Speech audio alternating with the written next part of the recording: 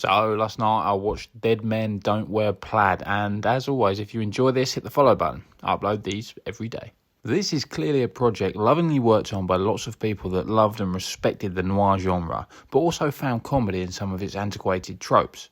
For what starts a very strong movie, it peters out a bit, and I think it's a case of a movie that would have been excellent at the time of release, but has aged poorly 40 years on from release.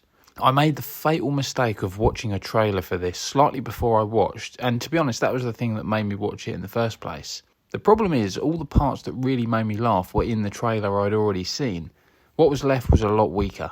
They do an admirable job of splicing in classic Hollywood clips, but I think it takes away from the movie, and the target audience of noir lovers like me will just find themselves trying to guess the movie and thinking, cool, I should really watch that again, which takes you away from what you're watching.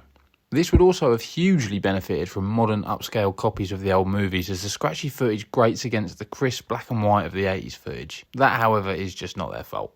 It's a fun enough movie, but I really wish they'd have focused solely on parodying noir movies and left the old clips out. I think this would have had a lot more mileage, and the sequences with the old clips are neither funny nor engaging, despite the obvious effort the entire production team have gone to make the transitions fairly seamless. Where this really excels is looking and feeling like a noir.